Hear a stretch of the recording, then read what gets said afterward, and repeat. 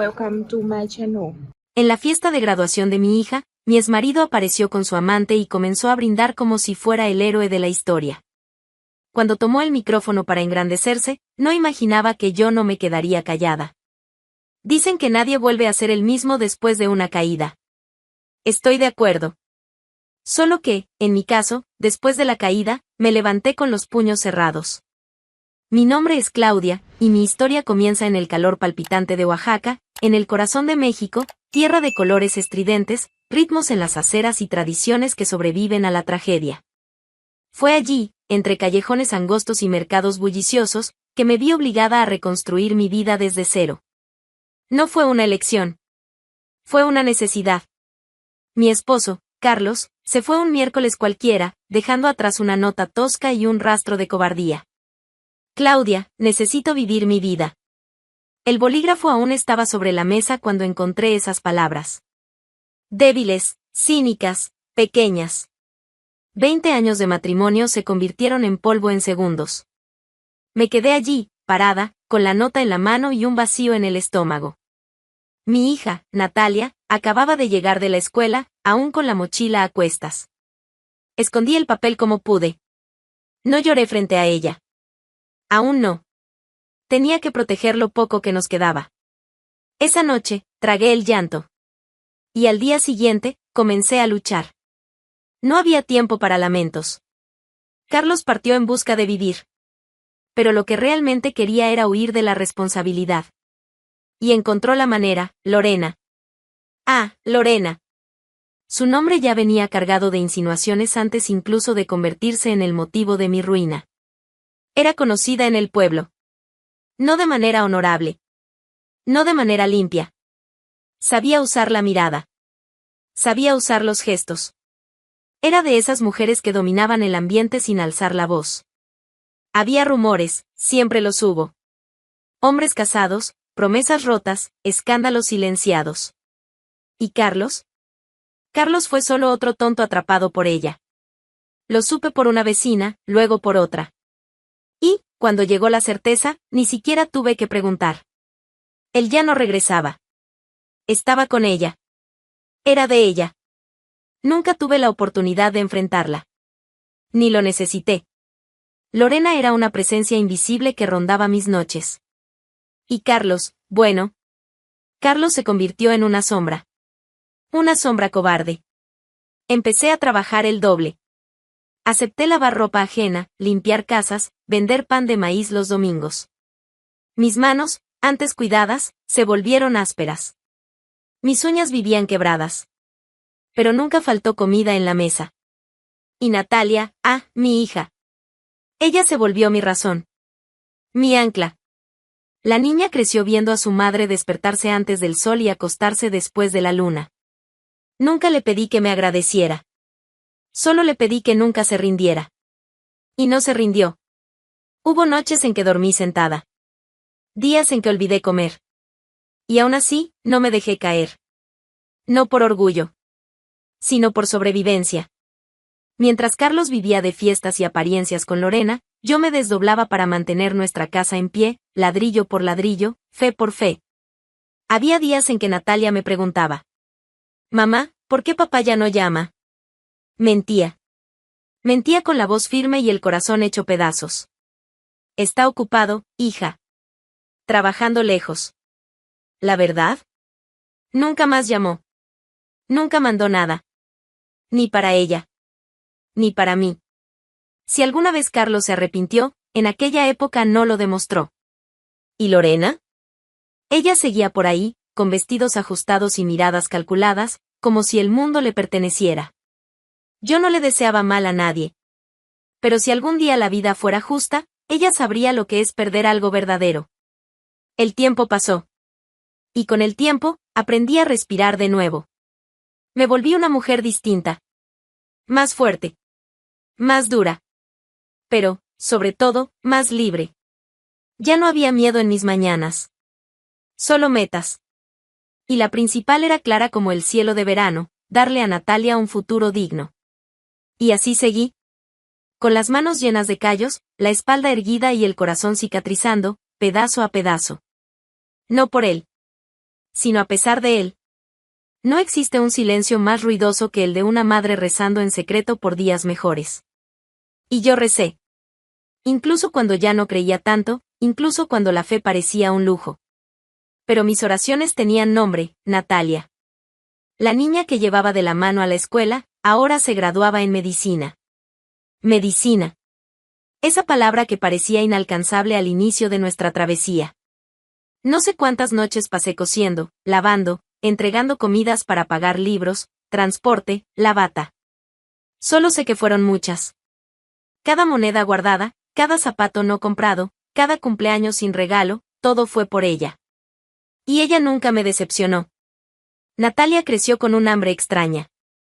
No de comida, sino de superación. Estudiaba como quien pelea. Como quien sabe que el mundo no le regalará nada.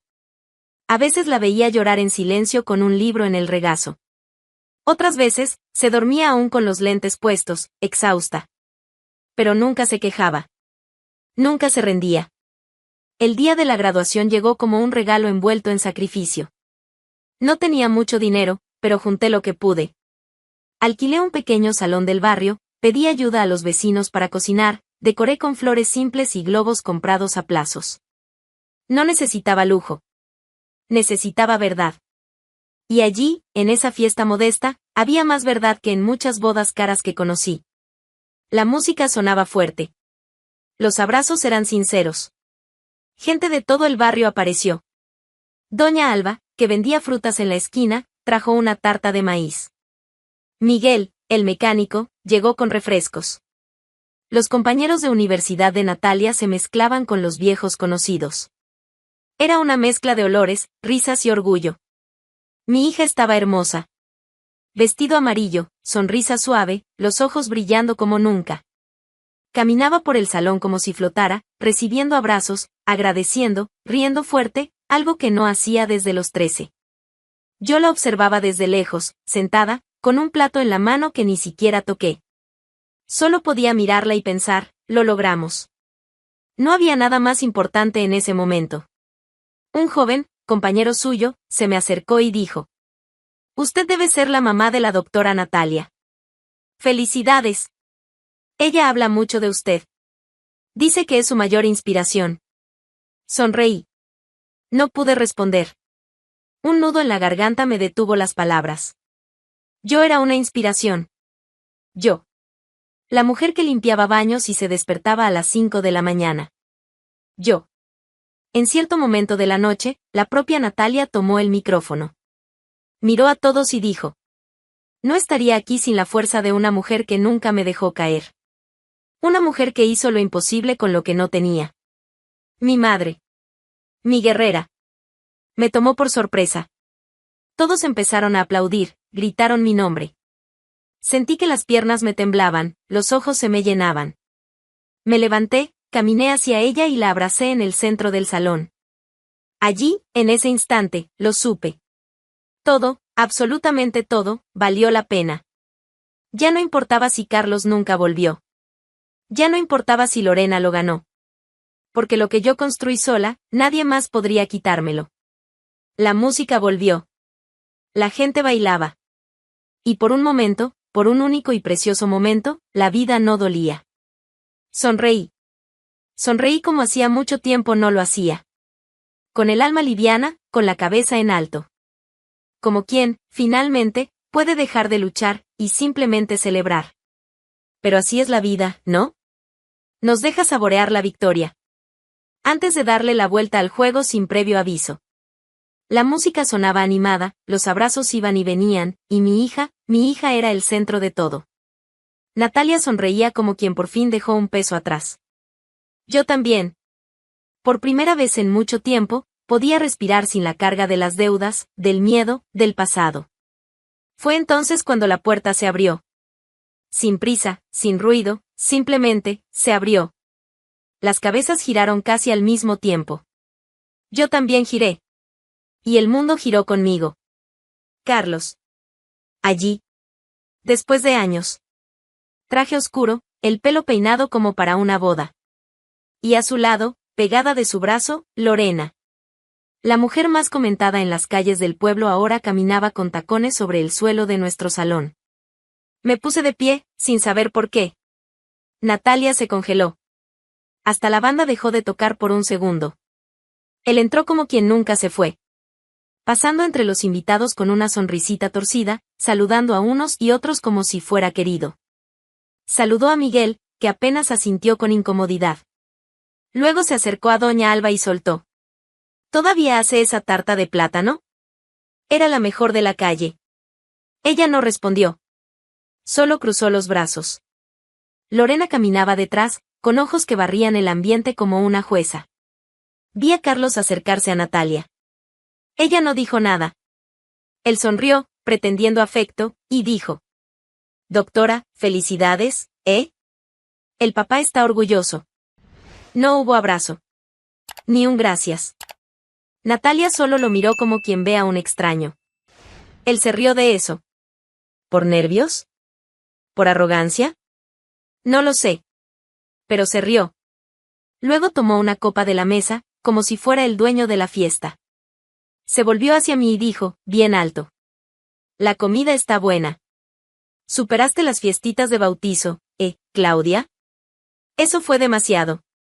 La tentación era gritar. Atacar. Pero me contuve. Por Natalia. Por dignidad. Carlos dio algunos pasos hacia el centro del salón y golpeó suavemente la copa con un tenedor. Atención, atención, un minuto de su atención. Su voz cortó el murmullo. Todos miraron. Hoy es un día especial, ¿verdad? Mi hija, graduada en medicina. Un orgullo. Un orgullo que no es solo de ella. Es de la familia. Es mío también. Porque, al final, no cualquiera logra darle esa base a una joven para que llegue tan lejos. Caminaba despacio mientras hablaba, como si fuera dueño del lugar. Esa seguridad falsa irritaba. Su rostro parecía maquillado de importancia. Lorena, en una esquina, solo cruzaba los brazos, evaluando el impacto. Tal vez ustedes no lo sepan, pero siempre hice lo posible para garantizar lo mejor para Natalia. Y miren el resultado. Médica. La primera de la familia, ¿no es cierto, Claudia? Rió. Algunos invitados se miraron incómodos. Doña Alba susurró algo a su esposo. El DJ tenía los ojos fijos en el suelo, incómodo. Carlos levantó la copa. Y, finalmente, soltó la frase. Sin culpa. Sin vacilar. Fui yo quien sostuvo todo esto. Si Natalia llegó a donde llegó, es porque yo le di las condiciones. No hubo reacción. Ni aplausos. No recuerdo haber caminado. Creo que el cuerpo fue solo, guiado por una fuerza que vino desde dentro, desde donde guardé el dolor por años. Me levanté de la silla, con los ojos ya llenos de lágrimas, pero no de tristeza. Era otra cosa. Era rabia mezclada con vergüenza, mezclada con una urgencia que no sabía que existía. El salón seguía en silencio tras su frase. Carlos, con ese traje caro, sosteniendo una copa como si fuera un trofeo, acababa de decir que todo eso, todo lo que Natalia conquistó, fue gracias a él. Mi hija, parada, miraba al suelo. Como si ni siquiera pudiera entender lo que acababa de escuchar. Tomé el micrófono. No pedí permiso. Simplemente lo tomé. Carlos dio un paso atrás, sin saber si reír o fingir indignación. Lorena, a su lado, sujetaba el clutch con demasiada fuerza, como si fuera un escudo. Lo miré.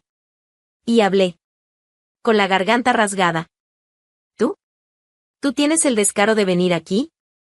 ¿Después de todo? ¿Tú, qué te fuiste de casa para vivir la vida, mientras yo lloraba en el suelo del baño porque no sabía qué poner en el plato de tu hija? Carlos intentó interrumpir. Levantó la mano, como si quisiera calmar. Claudia, por favor, no es el lugar. Tuviste un matrimonio de casi 20 años. Tenías una familia. Tenías una hija que te esperaba en la ventana cada noche. ¿Y tú diste la espalda a todo eso porque querías sentirte vivo? Vendí mi anillo de compromiso para pagar la primera matrícula de la universidad. ¿Sabías eso? ¿Sabías que nuestra hija comió pan con sal y agua porque no había nada en la nevera? ¿Sabías que me arrodillé frente a la dueña del mercado, rogando más crédito? Claro que no. Estabas muy ocupado viviendo la vida, ¿no, Carlos? Él tragó en seco. Estaba pálido. No enviaste un centavo. No llamaste en su cumpleaños. No llamaste en Navidad. No fuiste a una sola reunión escolar. Y ahora apareces aquí, vestido como empresario de telenovela, queriendo robarte el mérito de la hija que abandonaste. Vi a Lorena empezar a caminar discretamente hacia un lado, como buscando una ruta de escape invisible. Pero no había terminado. ¿Y tú, Lorena? Ella se detuvo. Quedó inmóvil. ¿Te acuerdas de mí? ¿Te acuerdas cuando todo el pueblo susurraba tu nombre?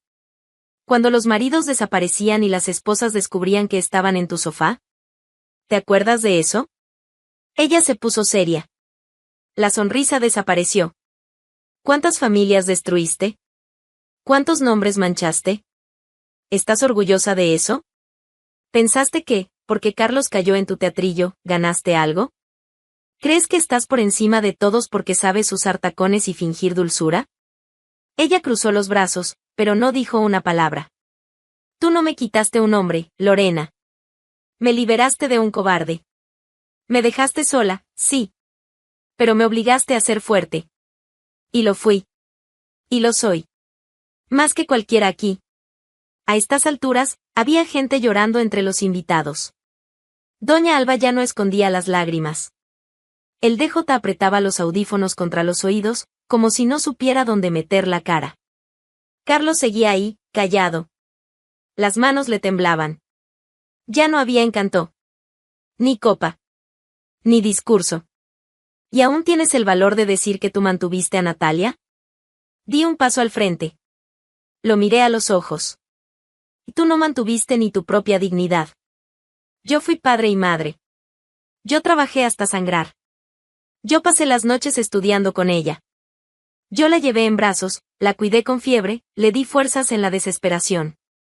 ¿Dónde estabas cuando ella tuvo miedo de reprobar el examen final? ¿Cuándo pensó en rendirse? Carlos parpadeaba rápido. La boca entreabierta. Pero no salía palabra alguna. No mereces ni siquiera el derecho de decir que es tu hija. No la conoces. No sabe el nombre de su mejor amiga, de su primer profesor, ni su color favorito. Solo conoce la imagen que quiere usar para parecer alguien que no es. Y nunca lo fue. Miré a mi alrededor. Todos los ojos estaban puestos en mí. Y tú, Lorena, si crees que ganaste algo, felicidades. Ganaste a un hombre vacío, sin palabra, sin historia. Y ahora perdiste hasta eso. Porque hoy él ya no tiene nada. Me volví hacia el micrófono. Pero yo sí tengo. Tengo a mi hija. Tengo una historia de lucha. Y tengo esta sala entera que vio por lo que pasé. No necesitan aplaudirme. Solo no dejen que la mentira sea más grande que la verdad. Devolví el micrófono. La sala, por unos segundos, permaneció en silencio. Y entonces, un aplauso. Luego otro. Y otro más. No era una celebración. Era reconocimiento. Era justicia. Y en ese instante, con los ojos llenos y el pecho erguido, supe, el dolor no se fue. Pero ya no me controla. Mi hija seguía parada, en el mismo lugar desde que Carlos abrió la boca por primera vez. No se movió durante mi discurso. No lloró. No gritó. Simplemente, se quedó ahí. Hasta ahora. Pero entonces, como si algo se hubiera roto por dentro, dio un paso. Uno solo. Y en ese paso, llevaba todo, el choque, el luto, la indignación. Vi sus ojos volverse lentamente hacia el hombre que un día llamó papá. Ya no había ternura en ellos. Ni esperanza. Carlos intentó extender la mano, un gesto automático, patético. Hija, Escu. Pero ella lo interrumpió. Su voz salió baja, casi un susurro. Pero dolió como un grito. Me das asco. La frase rasgó el salón. Carlos se quedó congelado con la mano en el aire, como si hubiera recibido una bofetada invisible. Vi a la gente bajar la mirada, incómoda. Doña Alba se tapó la boca con ambas manos.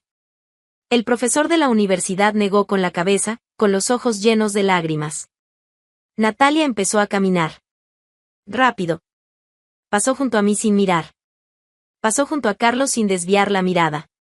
Lorena intentó apartarse, casi como si pensara que iba a ser empujada. Pero Natalia no tocó a nadie.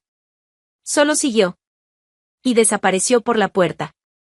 Carlos intentó dar un paso, pero tropezó consigo mismo. La copa se le resbaló de la mano. El sonido del vidrio rompiéndose en el suelo cortó el aire como un disparo. Se quedó allí. Quieto. Delante de todos. El hombre que había entrado con el pecho inflado, ahora no sabía dónde esconder la cara. La expresión de Carlos cambió. Aquella sonrisa segura, falsa, arrogante, fue desapareciendo. En su lugar, una mirada perdida, húmeda, como si recién en ese momento se diera cuenta de lo que había hecho. Me miró. Tal vez esperando una reacción. Una piedad. Un gesto. Pero yo solo lo miré fijamente. Por dentro, temblaba. Porque ver el dolor de mi hija me rompía más que cualquier palabra que pudiera decir. Pero no retrocedí. Carlos se pasó la mano por la cara, como si quisiera borrar la escena. Como si pudiera. Lorena se le acercó con pasos lentos. Vamos, Carlos, dijo ella, casi en un susurro. Pero él no respondió. Se quedó allí, mirando al suelo, como si buscara un agujero donde desaparecer. Ella insistió. Vamos. Esto se terminó. Carlos giró la cabeza despacio. La miró como quien despierta de una pesadilla. Y allí, por primera vez, vi a Lorena con otro rostro. Sin control. Sin encanto. Sin ese aire de mujer que siempre sabía lo que hacía. Ya sabía que había perdido. Entonces Lorena se dio vuelta y salió caminando. Sin mirar atrás. Tacones golpeando el suelo, pasos decididos. Pero no de quien vence, de quien huye. Carlos se quedó. Solo. Nadie se acercó a él. Nadie lo tocó. Ni siquiera aquellos conocidos que alguna vez fingieron admirarlo. El DJ miró el micrófono como quien pregunta, ¿puedo poner algo? Pero nadie respondió. Respiré hondo. Todo el salón parecía un campo minado, donde todos esperaban la próxima explosión. Pero no vendría. La explosión acababa de suceder. Y quienes quedaron, necesitaban recoger los pedazos. Fui al baño del fondo, donde imaginé que estaría mi hija. Pero no estaba allí. Ni en la entrada. Ni en el patio. Se había ido. Carlos finalmente comenzó a caminar. Cabeza baja. Hombros caídos. En la salida, giró una última vez la cabeza hacia atrás. Buscaba a alguien, tal vez por instinto.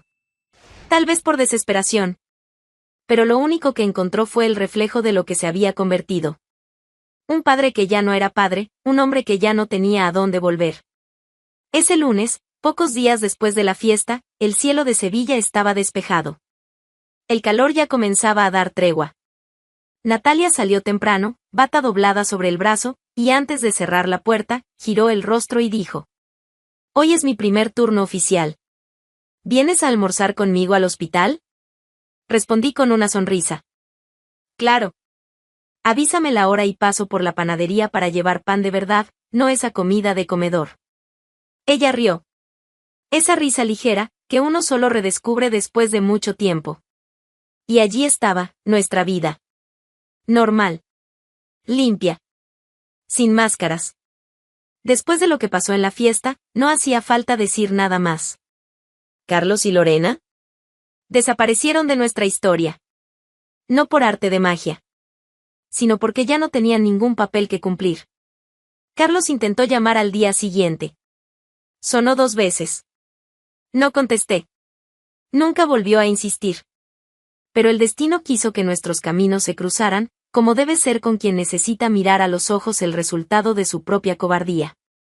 Volvía del mercado con 2 bolsas. Doblé la esquina y allí estaba él, apoyado en la puerta de un coche viejo. Camisa arrugada, rostro abatido. Me vio. Y no desvió la mirada. Me detuve. Sin prisa. ¿Y Claudia? Dijo, con la voz ronca, los labios sin color. Solo quería pedir disculpas. No hay explicación. Solo vergüenza. Es tarde, respondí. Pero está bien que sientas vergüenza. Al menos sientes algo. Asintió. Miró al suelo. Luego, me miró otra vez. Lorena me dejó. Dijo que no nació para cuidar a un hombre roto. No respondí con sarcasmo. Ni le deseé suerte. Solo solté. No estás roto, Carlos. Estás vacío. Es diferente. Lo roto viene de la caída. Pero tú no caíste. Huiste. Y quien huye no aprende. Se quedó en silencio.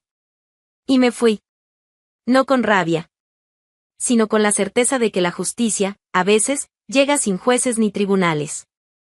Llega con el simple acto de seguir adelante sin mirar atrás. La semana siguiente, fui al hospital a encontrarme con Natalia. Ella me presentó al equipo. Me llevó al comedor. Me mostró dónde iba a dormir durante los turnos. Estaba animada, llena de planes, hablando de intercambio, especialización, oportunidades. ¿Y yo? Yo solo la escuchaba. Con una sonrisa que no me cabía en el rostro. A la salida, nos sentamos en un banco del jardín interno. Se quitó la bata, se acomodó el moño en lo alto de la cabeza y dijo: Mamá, sé que la vida pudo haber sido diferente. Pero no te cambiaría por ningún padre presente. Ninguno. Eres todo lo que soy. Todo lo que logré. Todo lo que quiero llegar a ser un día. Tomé su mano, la miré. Y tú eres mi victoria. Ningún logro material será más grande que verte llegar a donde llegaste. Con fuerza. Con decencia. Esa misma noche, me mostró en el celular un correo de la universidad. Había sido invitada a un congreso médico en Madrid. Quería saber si podía acompañarla. Respondí. No necesitas preguntar. Solo dime la fecha. Ella sonrió.